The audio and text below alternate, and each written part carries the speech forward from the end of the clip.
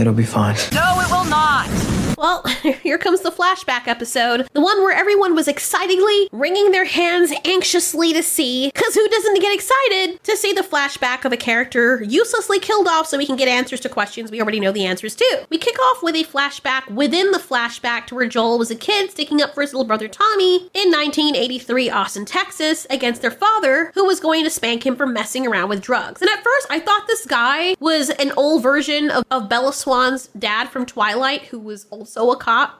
But apparently they're two different people. And this dude really does look like Billy Burke for some reason, but like a less handsome version of him. Anyway, the father's about to dish out some discipline and he knows that Joel is lying to protect Tommy. The father seems to be doing the best he can, or he wants to be better than his father, who snapped his freaking jaw with a punch when he was very young. This scene is honestly terrifying because as someone who grew up getting spanked as well and having had a mother that took it too far sometimes, I completely get it. I'm not saying it's wrong to have discipline, but sometimes if your parent had suffered at the hands of abuse, even though they're doing their best, some of that kind of bleeds through. And the whole time I was thinking that his dad was going to beat the shit out of him.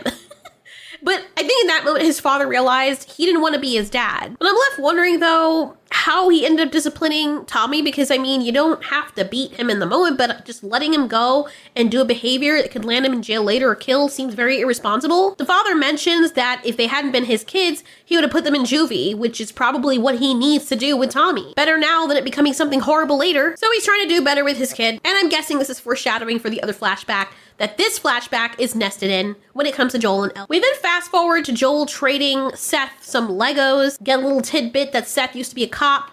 No shame in being a cook and the bartender. People need that, and apparently he's a good cook. Then we see that Joel is making a guitar for Ellie, or refurbishing one, or what have you. And throughout the entire thing, we just see him being a dad, and I couldn't help thinking this, I don't know, probably could have been its own freaking season. Making this a flashback now after Joel's already gone and dead, and when we're at a point where Ellie either doesn't sell it as wanting revenge, or being emotional enough for someone who loved Joel, or the show has just gone off the rails with its tone, seems very unnecessary and wasted.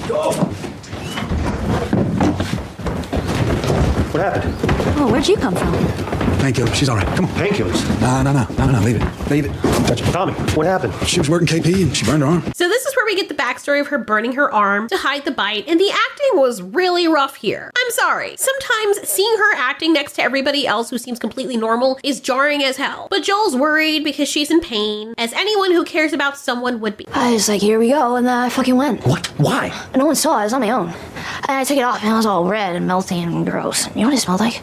Pork. That's funny, because that's what you look like. But for real, I heard a story someone told me about a man who went to live with a tribe temporarily and tried tasting Homo sapien, and he described it as tasting like pork. It was a really long time ago I heard that, but in my small brain I kept wondering, if I cut a piece of flesh off myself and roasted it, would it taste exactly like that? How juicy would my tenderloins be? Who let this happen? What do you mean, let? Who saw this coming? I was eating my damn dinner. It hurts. Okay. Ow. Easy, baby girl. Easy. Dr. V ran over to the... Jesus Christ. What's going on with the directors in this person? And why does Abby look so freaking disgusting? It's uncanny. Like, ew. Why is she...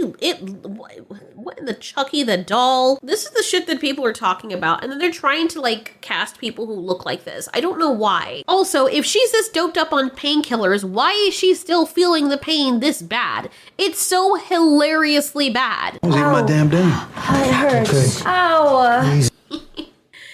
Oh God. But I guess the whole idea is for us to see Joel doting over her because I guess he cares and all that jazz. I just really wanted to wear short sleeves again. I'm sorry. I'm really sorry. It's okay. It's okay. You're okay. Okay, that part, I almost felt bad for the little goblin. That delivery and seeing somebody helpless like that in pain would trigger my maternal instincts. And that's what that one little line did. In that very moment, gotta admit, I wanted to kind of hug her close and comfort her too. Maybe it's because they actually made her seem human, even though the acting was really freaking bad, and they made her feel a little more human here and a little tiny bit more likable, like she kind of used to be, sort of. So we're seeing Joel kind of celebrate her birthdays. Over her 15th birthday, Joel's mad at Seth for spelling her name wrong. Maybe Seth was confused and thought she was a boy or something. And everything's wholesome until we turn around and see freaking Oscar the motherfucking Grouch over here digging a sinkhole into the cake with her freaking paws and wearing the Attack on Titan expression.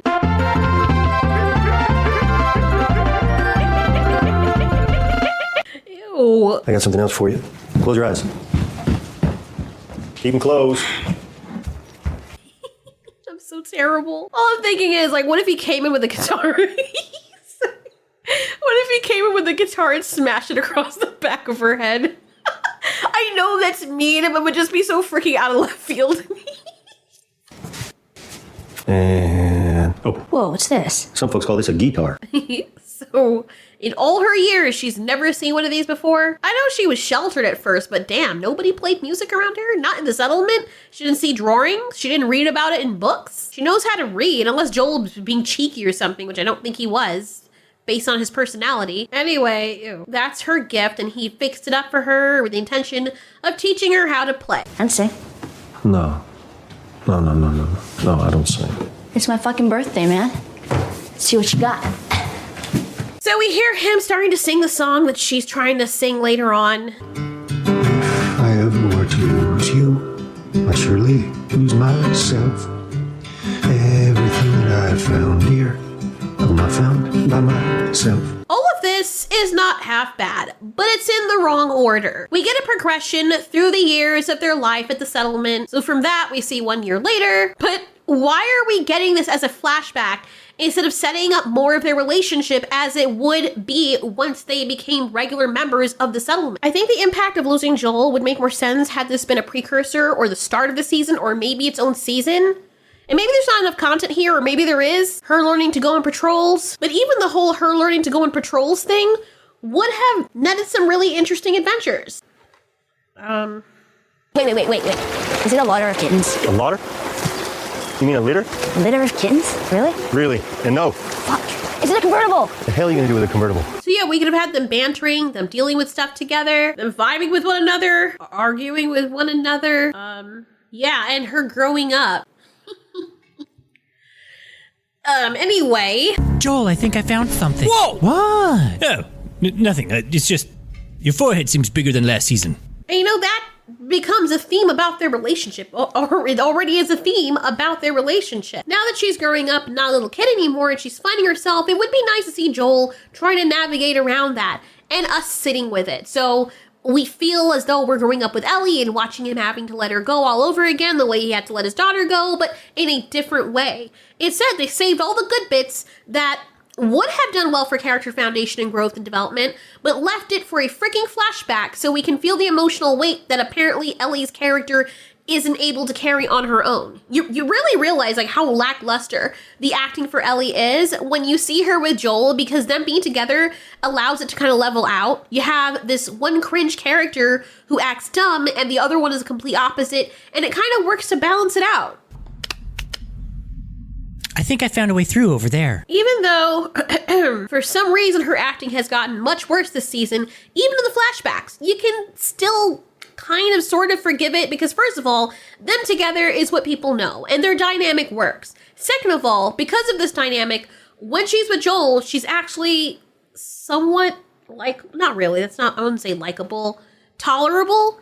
I think the reason why is because we're seeing her through his eyes and having all this build up and then seeing their relationship kind of crumble as they have to deal with things inside the settlement and interactions outside of each other would make sense. And that could have been the second season to tie into the other narrative. If this had been a precursor to everything, then I might have forgiven Joel being killed off because now that would carry some emotional weight. But even still, Ellie's character is not good enough to carry that type of story unless it's just about revenge with her. The reason why John Wick worked, as I keep bringing it up, because Keanu's not that great of an actor, but he is very likable in real life. And his character is relatable and likable. And I'm sorry. The whole idea of his movies, or the one specifically where he's getting revenge for his puppy, the first one, doesn't really hold weight on his acting, but on the action scenes. You can forgive actors in action movies because it's all about the action, but yet he still feels like he has a better foundation and is more well written than Ellie. Even with him not being that great of an actor, you still believe him when he's grieving or when he's angry, and you don't have to really do a lot of weightlifting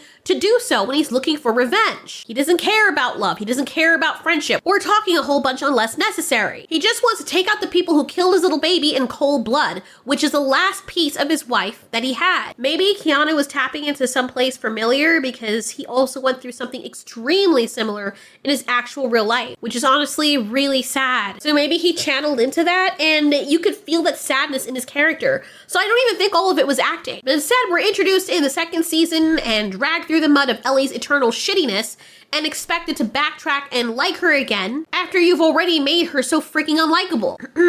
So on her 16th birthday, Joel takes her to go see a surprise. And then they have this weird conversation which is supposed to be wholesome. Enjoy being a kid for now. No, because childhood has been such a joy for me so far. You've been 16 all of 4 hours.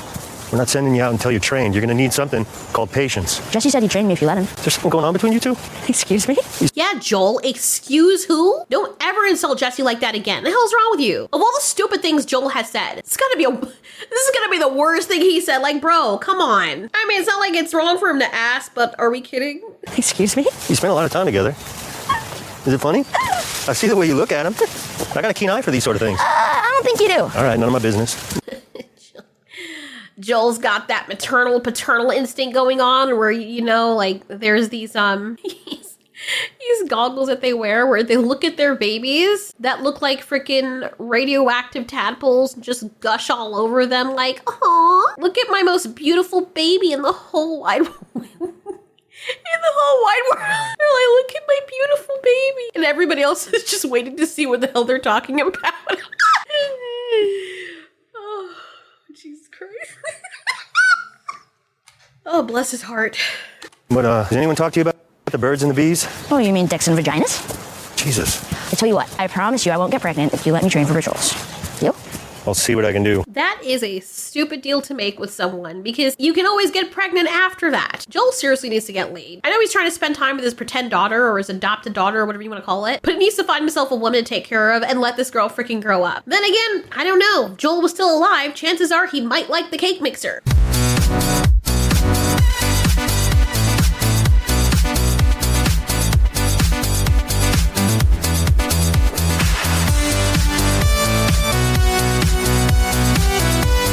Even the gay people are like, please stop. Who knew Puppy was so zesty?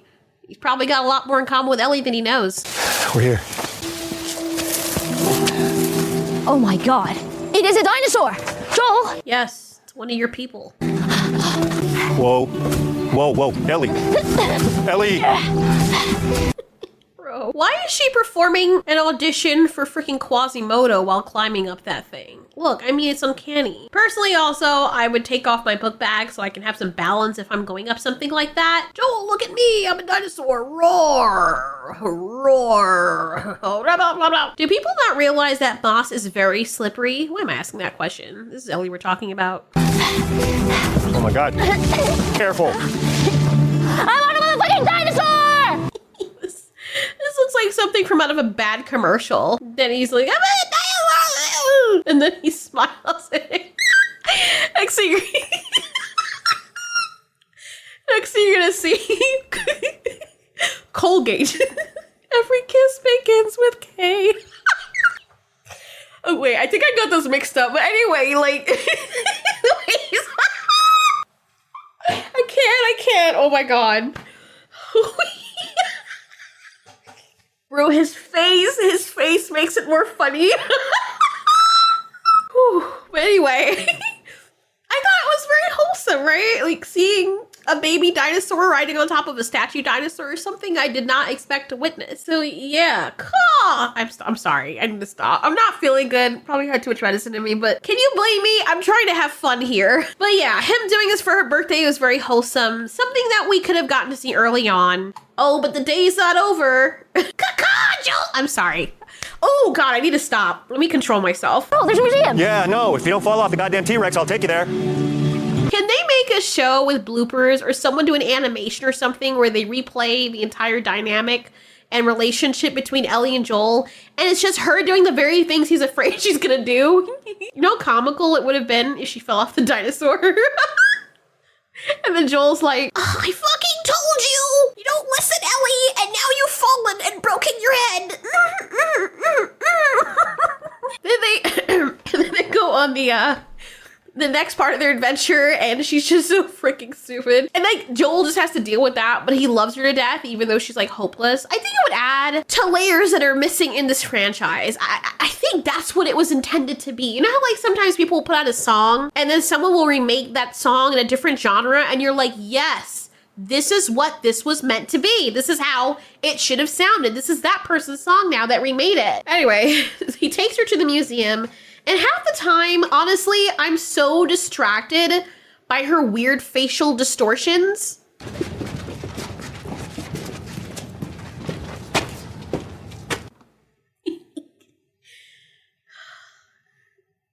It's so hard. That's what she said. I'm sorry.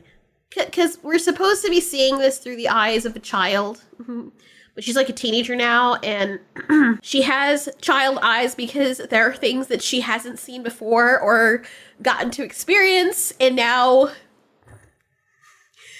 Joel is supposed to be living through, like, showing her all of it. And it's very sweet. And I probably would have had the exact same reaction. Take a sip of water.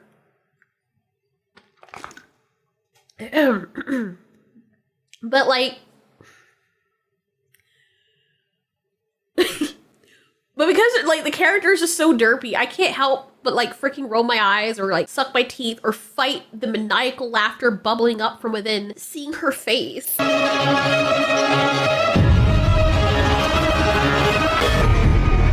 Like just this part right here where she comes into the light. Bro, this girl definitely can make so much money if she takes a role in some nightmarish movie. I'm not even being funny right now. I'm being super freaking honest. Remember that guy from the Human Centipede? If primordial shit was a human being, it would be this person. His character is so freaking disgusting and abhorrent. Oh my god, I have never, well until now, hated a character as much as I hate... As much as I hate this character, he's so fucking ugly and disgusting. Like, you look at him and you want to just retreat back into your own ass. He just looks nasty. But then you know what? You actually hear him being interviewed in real life, and even though he looks very weird, his personality makes him look adorable in the real world. And Tom going completely OTT with the second one, but keeping it dark and kind of depressing in a way, but keeping the humor in there. I think it's become this generation's Texas Chainsaw Massacre, which again has humor, but it's kind of very dark. And people often agree. They're like, hey, this guy's persona is a gift. He can perform a lovely yet kind of funny yet psycho person. He was terrifying in Human Centipede 2, but in real life he's a lot cooler. I mean, not any better looking. But he's not creepy. You wouldn't think he's so well-spoken and intelligent, but then again, I thought the same thing when I saw my first interview with Gunnar Hansen and Robert Englund. I don't know who those people are. They just make you think that they must be dribbling psychopaths in real life, and there's something about casting people for that role. I think it's really interesting when somebody who's an actor can make you absolutely hate them and make their characters look so loathsome, but then they can play another role where you like them or you see them in real life and think they're beautiful. Like this woman from 12 Years a Slave, the wife. Oh my god. Ooh, I fucking hated her ugly ass. But I've seen her in other movies or shows or whatnot, and I absolutely love her in those. She's actually a beautiful woman, but she looks so disgusting and ugly as shit in this movie. Who were your master? Master named Freeman. Was he a learned man? I suppose so. He learned you to read? A word, here or there. But I've no understanding of the written text. Don't trouble yourself with it. Same as the rest. Master brought you here to work, that's all. Fucking bitch ass fucking... fucking hate her character. Oh my fucking god, I hate her character so much. I wish they would put her through a freaking wood chipper. Sometimes there are people who have very interesting, intriguing looks that fit certain roles in Hollywood, and they cast them for those roles and they make money off of it. I feel like Ellie's actor is one of those people. If they made a movie with her being some kind of artificial intelligence bot like Megan, or some uncanny, crazy hillbilly inbred thing hunting down people, she would make an excellent villain. Or if they made her like a gender swapped version of Quasimodo, it would make sense. Don't get mad at me. This is something that they've been doing in Hollywood Hollywood for a very long time. And I can say that because I'm no Victoria's Secret model either. When she was small and a kid and everything was in the right proportions, she was kind of adorable. And we can forgive it because, you know, she also fit the aesthetic for the ethnicity and the people of that time. And she was very cute. And even in The Last of Us, you know, we can kind of forgive it, you know, because, you know, we look at the relationship that she and Joel have together. You know, she's like a little goblin, like a baby Yoda. It's understandable, but then she got older and is no longer cute. It just comes out very strange and uncomfortable, especially when she can't really act or she's not likable. That kind of makes it worse.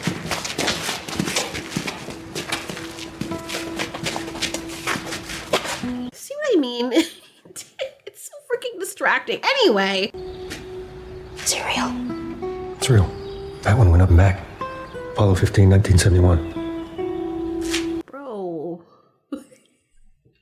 The fuck? Man, I hate y'all people, man. I really... Good lord. You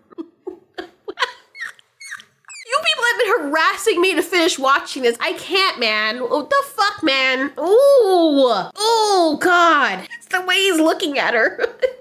Use the most beautiful thing I've ever seen. Perfect. Look how cute. What happened? I am deceased. This is hard to get through. I need a break. Maybe to you guys I won't feel like it because I'll just cut into the next scene, but I need y'all to know that this was... It really hurts.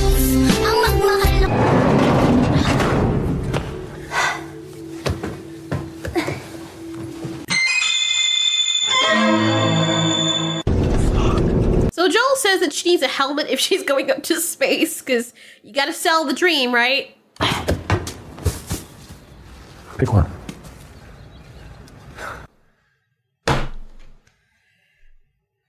I really fucking hate this show.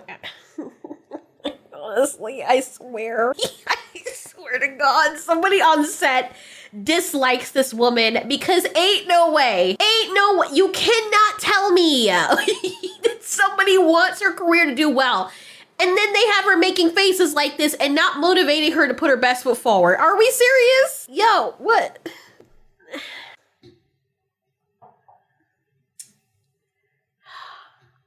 Then again, you know, you can only pull out so much from someone, and this is how they do her, though. I swear to God, someone is laughing behind set, because I'm sorry, ain't no way. If this were me and this is what came out and I saw the shot they went with, I would think they were trying to take my career. You know, you take a selfie, you're like, okay, I look good. You look back at the selfie, you're like, ew. You can, you're trusting people to make damn.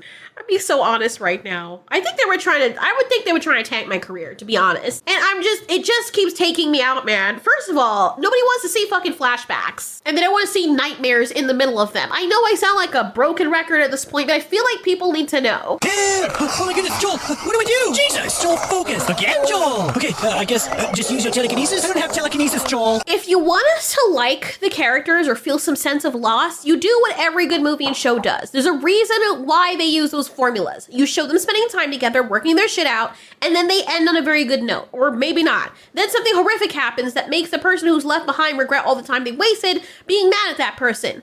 But then when you make the character insufferable and haunting to observe on screen, and then you show a flashback like this when the character didn't even seem as though they cared about the main character that was taken away from them so viciously because all they care about is dipper diving into the depths of some red flag crotch lips, it makes it hard to even feel anything for the character in the flashbacks. What are the flashbacks even supposed to serve? Exactly. Why even bother? This is what people were excited over. Seriously? What the fuck? I know I've said many times that if people like what they like, they should just, you know, we should just accept it. And people should just accept it. It's not their fault. And I've liked some really shitty things before too, trust me. But damn. I can understand when people look at us with eyebrows raised to the heavens when we say we like shit like this. Unless you're one of those people who like something that is so bad that it makes your mind snap in half. And then I guess your body tricks you into believing it's enjoyable and not painful because you can't be serious. Like, I feel like throwing up every time I watch this show. And maybe that's because I'm not feeling good, but this ain't making me feel better. Holy shit. I probably got sick from watching this opposite end of a masterpiece that people are calling a masterpiece for some reason. What part of it is a master or a piece? I have no idea.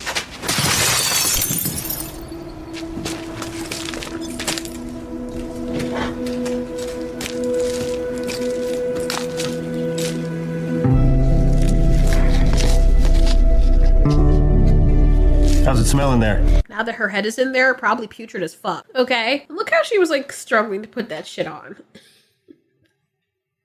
What in the world? What in the freaking artificial intelligence killer bot? And then we're supposed to believe that this random helmet is supposed to snugly fit her just right. Maybe I'm stupid, but I believe with these types of helmets, they're supposed to be like custom made for the person unless her head is like super large. Also, historically, most astronauts have been men by a very wide margin. So unless she has a very large head, which, you know, or the man's head is super small, why would she be able to, never mind. I don't even know why. Like even when buying a motorcycle helmet, I had to choose one for my size head, which was small. I know it doesn't really matter because no one's going to space, but it's like super coincidental that it just is able to fit her barely.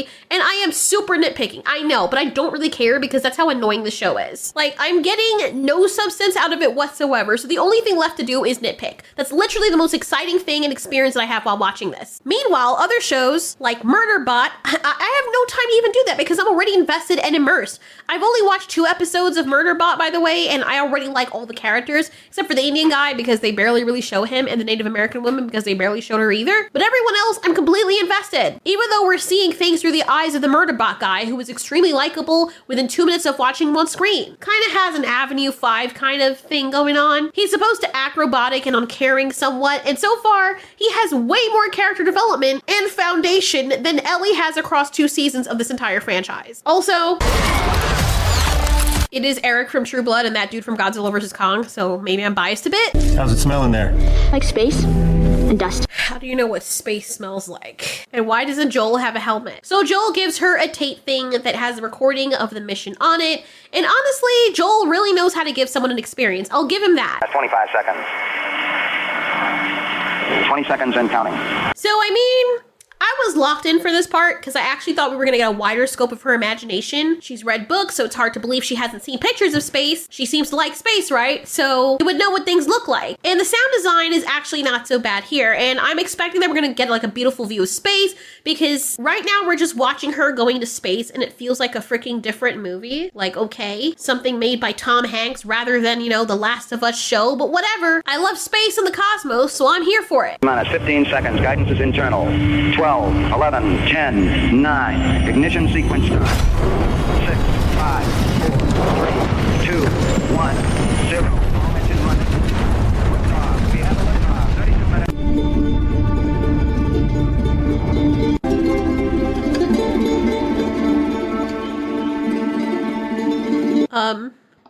That's it? Okay? Bro, you couldn't give us something other than looking at her fucking face the entire time? Oh my god. Twould have been a wonderful opportunity to see something outside of their very small lives on this planet in which they are the remaining dregs of humanity. Could have given us an overlay or something instead of her just freaking wiggling in her freaking seat and us looking at her face. But you're supposed to see the enjoyment of her enjoying it and her reaction. Shut up. Wait, how did she get the headphones in her? So Joel enjoyed that and tells her they should hang out more, and then we see her stare at some random broken tree stump that's going to have some symbolism later. Oh no, she's now 17, and Joel finds out there's some hanky-panky going on in her room. Oh snap, let the taste testing begin. And understandably, he's shocked because he didn't expect his daughter to grow up so fast. To him, it looks like she's trying drugs and tattoos and experimenting with girls, as he says, all at the same time. And how has she kept it a secret this long that she likes girls? Why was that? Isn't that kind of like lying? I like how people are like, no, it's not really lying. I just kept it from you. No, I was just fucking your brother behind your back. I didn't lie to you. I just didn't tell you. I hate when people do that shit. Then she has the nerve to be all like, you lied. For the most part, this is a decent portrayal of a father and daughter learning how to navigate each other as the daughter grows up. By the way, she did mention in this scene that none of them own anything because this is a commune. They're communists, so this house doesn't belong to him. It was given to him. Interesting that she brought that up. Joel also has to learn how to be okay with Ellie changing, and he's interested enough in his kid to try and learn things about her. Also, here's the doctor woman or psychotherapist reading Earth Abide, which is a much better show in terms of post-apocalypse. At least they were honest with what that show was. One of the things I thought was weird is that the psychotherapist answers Joel's question and says that moths represent death because he's asking why Ellie keeps drawing them. Except when I look up the symbolism for moths, it usually refers to reflecting on the changes that we're experiencing or the ones we're resisting, which I feel falls more in line with what's happening with Ellie. There's determination, resilience, unwavering focus. Due to their persistent and determined nature when it comes to reaching their goals, moths are often symbolic of positive transformation because they fly in the dark of night towards light. In some traditions, moths are seen as a symbol of holy union and of light and dark needed for a soul's transformation. And different color moths mean different color things. They can also disguise themselves to change color to hide from a predator. That's not completely true. Which moth changes their color on the, what are they, cuttlefish? I've not heard of that. I know they have camouflage based on their natural colors, but whatever. The point of the matter is that, you know, based on the symbolism that we've seen of moths, they can mean 100 different things. And I found it very strange that Gail just narrow-mindedly just focused on the one thing she thought it meant, which was death. Okay, so I've been thinking. You do that? Anyway, this part is not a surprise that Ellie is questioning what Joel told her because he lied to her about what happened with the Fireflies. Everybody and their grandmother knows that, and she's planning on talking to him about it, which I understand. Waited a hell of a long time. He's teaching her how to patrol and do whatever, and it's funny because, like, with these flashbacks, I guess they're focusing on their relationship, but half the time it seems to focus more on that than the actual infected, which, okay, whatever. And when we do get into a situation with the infected, we only see a dead one. Go back to Jackson. No. Ellie, it's not safe. Go back. I'm not your fucking kid, Joel. I'm your partner. We stick together. That would be understandable, except for the majority of their life together. He literally had to be responsible for her and save her life in most situations, so it's not like they're exactly equals. But anyway, they go to help out their other members, and this is when we meet Eugene. And by the way, I just want to let you all know that everything I predicted, I already knew, because it really wasn't a secret, and it's exactly what ended up happening. And I don't know what this is supposed to reveal, except that it's supposed to make Ellie look worse. Because they do find Eugene, and it's revealed that, well, he got bitten. He also got bitten pretty high up. His whole idea is that he wants to say goodbye to his wife, which I completely understand. I also want you guys to keep in mind that Joel has a lot more experience when it comes to these things than Ellie does. He's been alive longer. He's been out in the wilderness longer dealing with these things than she has. Joel can still get infected, Ellie cannot. And by the time that they reach the settlement, the only thing that would happen is that Gail would come out and then watch Joel put a bullet in her husband's head after her husband changed. Don't know about you, but even though I'd like to say goodbye to my loved one, I wouldn't want that to be the last image that I'd have of him, especially if I can't hold him. Not to mention, the guy straight up pulls out a gun on them, but he didn't even realize it was out of bullets, right? But okay, Ellie's trying to be empathetic and gives him a set of instructions, which honestly is pretty dumb because there's no way to predict how each person will react to an infection. The effects vary depending on where you were bitten, your adrenaline levels, and the time it takes to become fully infected changes based on that too. She said, well, hold out your hand and count to 10 slowly, and he's not even counting that slowly. And then she's like, bro, he has time. So let's just tie him up and bring him back and let him go see his wife. That's his latest request, or his last request. Why not grant it, right? So Joel's like, you know what? Okay, go get the horse, but he's lying, obviously. Everyone knows that watches this. The one thing I criticize Joel for, yes, is that he promised Ellie. A promise. Liar!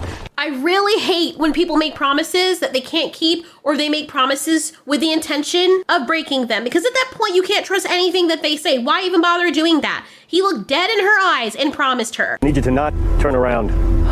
No. You can't do this to me. But you can't do this to me. You know how much I sacrificed?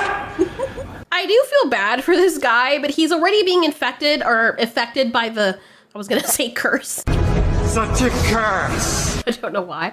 My father always cracks up at this scene. He's like, the way the guy says it, such a curse. Like, what does he say like that? Anyway, as I said, he's being affected by the sickness thing. So by this time, like, if he's already being affected this much, they got back to camp, it would be too late, to be honest. Like, he's already forgetting where they were, stumbling and everything, doesn't know directions. And Joel knows that this guy's gonna die. So he's trying to give him a good view, and he says that he doesn't want to view, he wants to see his wife, and fair enough. But Joel tells him, look, if you love someone, you can always see them in your mind or what have you, especially if you just saw them. I do understand this guy's point of view. By the way, my husband says it's a cipher from the Matrix. I can't see it, but whatever. But Joel tells Eugene that he'll pass along his last words for his wife. I'll pass them along. Last words for her. No, I need her last words. For me. I'm dying. I'm terrified. And look, this is really heartbreaking, I completely understand, but let's also not forget that in Jackson, people are shot on sight for getting bitten. Mercy will follow me all the days of my life.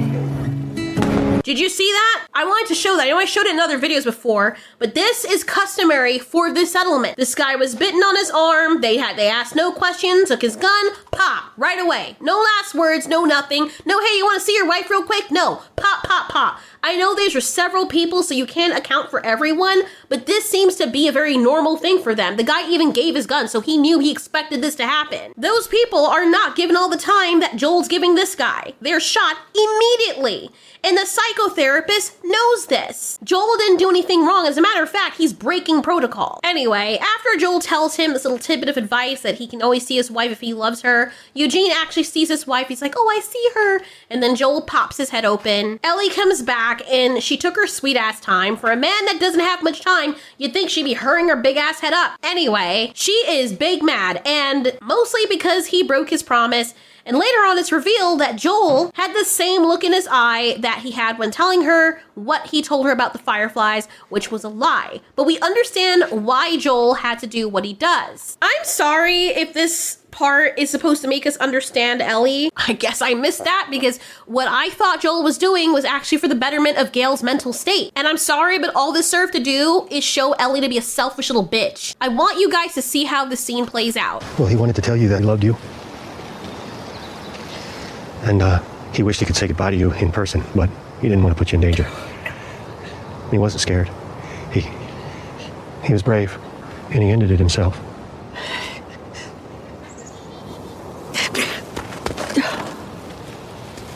It really sucks because he's lying to her, but what he's doing is taking on all that guilt and hurt so that the wife doesn't have to deal with it. He's giving her mental peace and closure. And my husband and me were both sitting there mad because we knew Egghead Cow Titty Woman was gonna say some shit. That's not what happened. Shut the fuck up! What you're about to watch, tell me, anybody in this situation, tell me if you honestly think that what Ellie did was better for Gail than what Joel did in this moment. If he wanted to tell her many years later after she'd healed, then maybe, but do you think at this moment in time that this was the right thing to do? Sorry. Let's say someone lost their pet, right? And I had to go back with their pet's dead body and they're crying and beside themselves, probably already feeling guilty and hurt. Do you think it would be a better idea for that person if I was like, I saw your pet get run over and he was screaming in pain and terrified and all he probably would have wanted right now was to see you one last time. Yeah, it's a lie. And trust me, I don't like liars, but there are certain situations where I think it's okay to lie to protect someone else. For example, if my mom is on her deathbed and I know for certain she's gonna die, and I know one of the things she cares about most is that I'm saved, even though I'm an atheist now, I probably would lie to her and tell her, Mom, I'm saved. I believe in God again. And if that's the one little bit of happiness and peace I can give her, even though it's a fucking lie, I think I would do it. I would put aside my pride and my feelings to make her happy in that moment because it's what she needs. It's the one thing that would make her the happiest, I guess. And I would understand that. I would sacrifice that for her. I know some people are of two minds about it, like why bother doing that? But why not? Is it really a big deal if you do, right? Like if you're your father's last son and all they wanted was for you to have a child and they go on their life and they're like on their deathbed, ready to die. They have the death rattle and everything. And you tell them, Dad, by the way, I found a wife and she's pregnant. We're going to have a baby and it sucks. You might feel guilty about it. But if you see your father be like, oh my God, I'm so happy.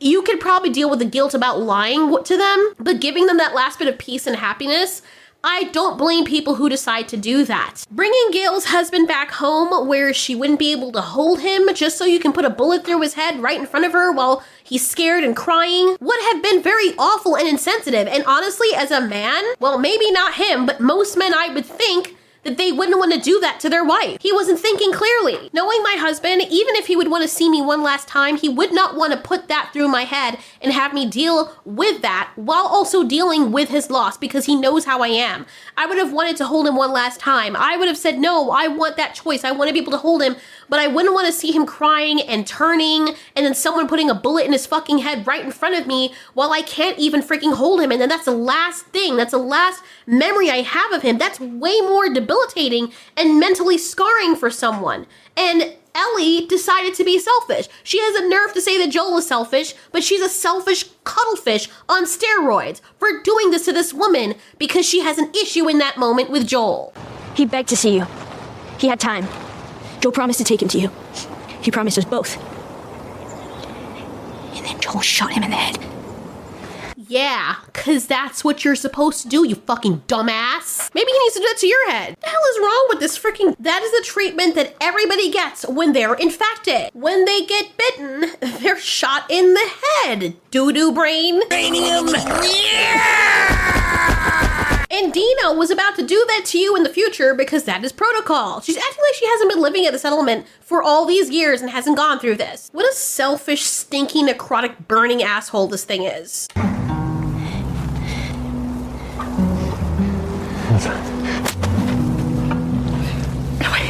Please. Get away from me, please.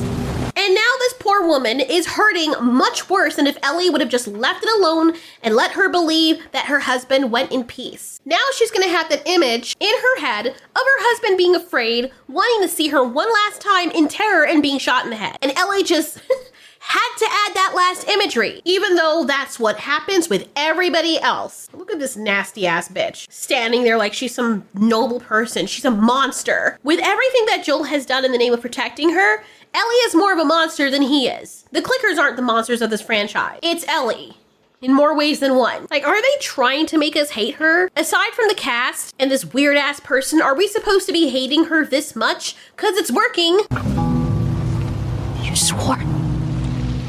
Oh, boo-hoo. The woman is grieving, and what he did was a mercy, something that she could hold on to, something dignified. But Ellie just had to be that person, and what Ellie ended up doing was a twist of the knife to this woman's heart, just because she wanted to get back at Joel. Tell me, how is that humane? She looks like the devil's asshole. And like I said, it doesn't matter if it was the whole few years or few months. This bitch did not talk to Joel after that for 9 freaking months. Almost a year because of that shit. 9 months. She has no freaking humanity. You're safe here. Able to eat, fucking swim because this man protected you. But whatever. So we get to see this scene from his point of view and Ellie being an even bigger asshole. And the only thing different that we get from this is that Tara is all like, oh, you're family. And then Ellie ends up talking to him after, which we already knew.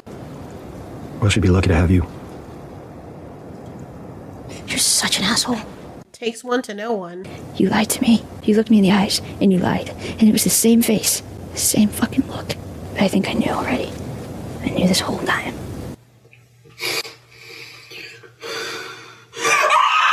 Seriously, so what is your problem? You're so smart and you already knew. Then why are you being such a dick? Then she starts asking him all the things he made up to make sure she didn't feel any guilt about the situation of him having saved her and that he carried all of it. And he said, if I were to do it all over again, if I had another chance, I'd make the same choice as would anyone. And the funny thing is, Ellie probably would have too. Could they have made a cure?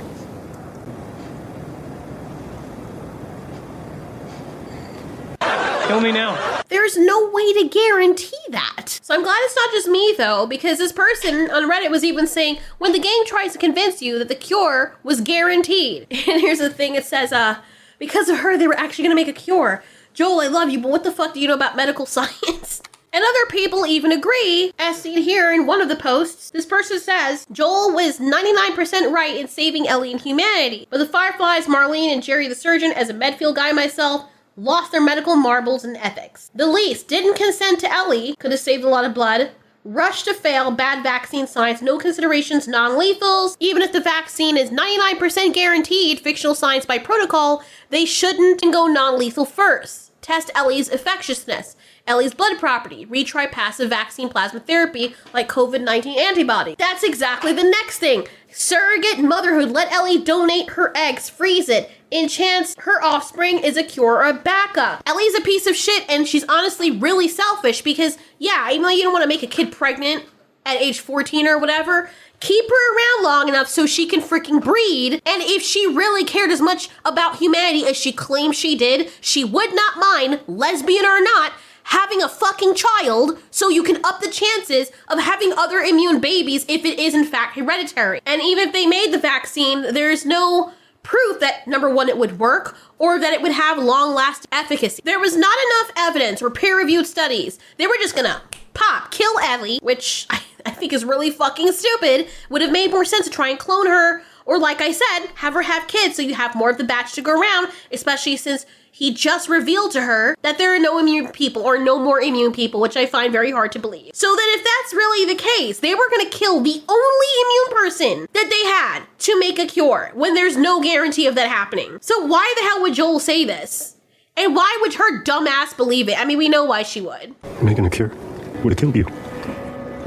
Then I was supposed to die. That was my purpose. My life would have fucking mattered, but you took that from me. I actually agree. She should have fucking died. And I'm sorry. Why is she mad at Joel for taking her choice when those people, the Fireflies, lied to her to her face because they didn't tell her she was going to die and took that choice away from her? It doesn't make any goddamn sense. Everyone is just selectively being mad at Joel for doing exactly what anybody else would have done in that situation. Hello. If you knew your kid was going to die and they were okay with it, then I can understand it. But none of them knew that was going to be the case. They were like, deliver the package. And oh, by the way, now that you're here and we have guns trained on you, she's gonna die. And there's no way to even guarantee or know whether or not this cure will even actually ever work. So then after she dies, we would have killed the last immune person or the only one that we know of. Seriously, what the hell is wrong with this person? She's the dumbest character I've ever seen. One of the dumbest. Because right now she's taking the cake. And it's hard to decipher whether or not there were like any other characters dumber before her. You took it from everyone. Yes. And I'll pay the price. Because you're going to turn away from me. Dude, he'd be dodging a really huge bullet, bro. So this is where he says he would do it all over again. Because of course he would. I would do it all over again. Because you're selfish. Because I love you. I feel so bad for Joel, but what a waste. And for an ICJ to come out and say he loves someone, that's a really big freaking deal. And seriously, Ellie is the pot calling the kettle black. For real, because the amount of dumb shit she did that put everybody else in danger, including the people she supposedly loves, is crazy. She's a selfish hypocrite, and she has no right to look down on Joel or anybody else. Oh, God. Anyway, later she's like, I know how to forgive you, and I want to try. And we're supposed to feel all gooey inside or something, but I don't. And then we come back to the present, because I guess they had to remind us, see guys, see how much she loves Joel? Remember why she went on a quest for revenge? Even though you wouldn't know it? You know, when this episode started, it felt like a waste of time. And then when it ended, it felt like an even bigger waste of time. All it served to do is reinforce how much this character deserves to be hated. Also, the other thing about Ellie's character is that we haven't seen her grow. On the contrary, we've seen her regress. I mean... In season 1, we see her getting closer to Joel and caring about him, which felt really natural. But then in this season, season 2, even in the scenes where they're supposed to be spending time together, heaven in a horror basket. It feels so fake and forced. So far, this is the only actor I've ever seen who has the Benjamin Button of acting skills, because they get progressively worse as time goes on. And I know that's also the fault of the director, but damn. You know, some actors just naturally have it, and the director doesn't have to work very hard. But it just felt like they chose the roughest shots and drafts out of the entire pick, or 90% of the film got lost. And this is what they recovered, because you cannot tell me that this was the best shot that they could have fucking used. Yo, half of these shots with her face looking like it's melting off her skeletal structure cannot be what the directors or showrunners thought would be the best to represent those scenes or the actor or even this franchise. And what makes it funnier is that it looks as though every other actor is being serious except for hers. And I'm sorry, but it just takes me the hell out. Apparently, we're supposed to get season 3 of this thing, and I'm hearing that in season 3, that we're supposed to be following Abby. What a mess of a freaking storyline. This thing is just straight up trash. And I know people are probably asking, well, why are you watching this? Well, number one, because I watched the first season and I liked the first season. So naturally, I figured they were to continue the story. And people are always like, well, give it a chance before you talk shit about it. Number two, there's a really weird part of me that's holding out hope that it's gonna get better because I've seen what happened with Picard season 3, but right now I'm thinking that might not be the case. And number three, because you guys asked me to, and I guess if there's one thing we're getting out of it, it's scratching that comedic itch from it being so god-awful to the point where it feels like torture comedy. If you don't know what that is, an example is this show or that podcast that my husband listens to called Kill Tony. Bro, I wanted nothing to do with that. And when we were driving for 2 hours, he begged me to sit and listen to that with him. We could have listened to a freaking audiobook with sci-fi, but no, this is what we had to listen to. It was freaking painful. I swear to God, he's a sadist, just like the rest of you, because I was cringing so freaking hard to the point that it really wasn't funny, and he was getting a kick out of how horrible and cringy some of those people that call themselves comedians are. The only thing that kind of made it stomachable was Kill Tony or the other guy, whatever the hell the other host's name is. I think he's not British. He's like South African or something, or New Zealand. I'm not really sure what he is, but the other people making fun of the people on stage and then talking to them afterwards and asking them questions. Because if it wasn't for that man, I could not. I could not. There's some people who they're just designed to watch people fall apart and bask in the cringe. I can't. And for some reason, my husband thinks that's very hilarious when he watches me doing that. And I'm not even basking in it. I'm literally cringing so hard that I end up cricking my freaking neck and I end up in a really bad mood for the entire day. The same thing with the show Tires, because he's a really big fan of Shane Gillis. I think, yeah, Shane Gillis. And a funny thing though is I like when he doesn't like a show, he's like, I'm out. And I'm like, okay, all right. You know, if we watch the first episode, he gave it a chance and he doesn't like it, I'm not going to make him sit there and waste his time. I tell him after sitting down and watching an episode of something with him that it's not my kind of comedy, and he's like, all right. But then he guilt trips me into watching it later and it's all like, if you love me, you'll sit down and watch this with me. And I'm like dying inside. And now granted, Tires is a lot more entertaining than The Last of Us, but it's so freaking uncomfortable and just, ugh. Curb Your Enthusiasm was another thing he made me sit down and watch. And yes, it has really wonderful moments. But if I'm being honest, it's actually really stressful to watch. Especially when people team up on Larry, or Larry did some really stupid ass things that got himself into a situation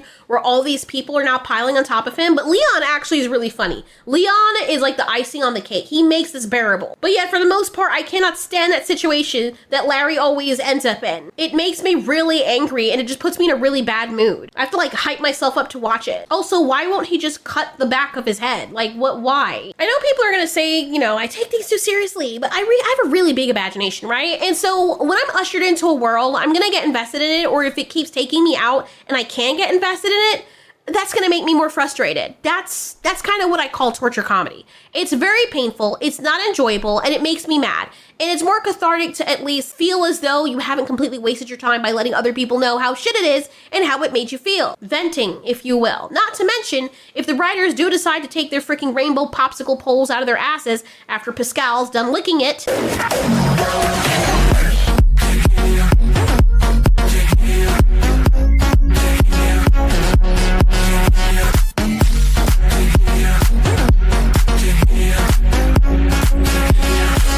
Then maybe they'll see videos like this and get 1% of the information that I'm trying to portray, convey, probably really poorly. That would probably help them later on in trying to make something that the audience will in general like. I'm not talking about the 5% of people on TikTok. I'm not talking about the journalists that are trying to gaslight everyone into thinking that they're stupid and they're not watching the same show that we're all watching. Because honestly, I used to think I was crazy and I was the 1% of people who hated this, because everywhere I was looking, people were raving about it. So I thought I was freaking stupid. I thought that maybe I was watching something they weren't watching, or maybe I'm just really jaded and way more cynical than I thought I was. Come to find out, apparently, based on my comment section and those of others, and all these videos coming out of the woodwork all of a sudden, that a lot of people feel this way. Where were all of you before? Where were you hiding? Maybe people only just started watching the show and then started making the videos after. I don't know, but damn. And then you had the comments saying how Ellie is the best actor ever and The Last of Us is a masterpiece in cinema. And I'm really wondering if those people are trolling or if those are bots that they put to make those comments, because I understand when you want to pay for people to spread a narrative, but good Lord, could you make it a little bit more believable than that? That honestly makes it super obvious that you paid people to say that, because even the people that like the show will admit that there are some issues with it, as I did in the first season. I remember now how dumb Movie Mondays used to make me feel, but at least when I was done with those movies, no, it's the same kind of thing. It's the same feeling. Never mind. Still feel the same way. This is not good for your mental health.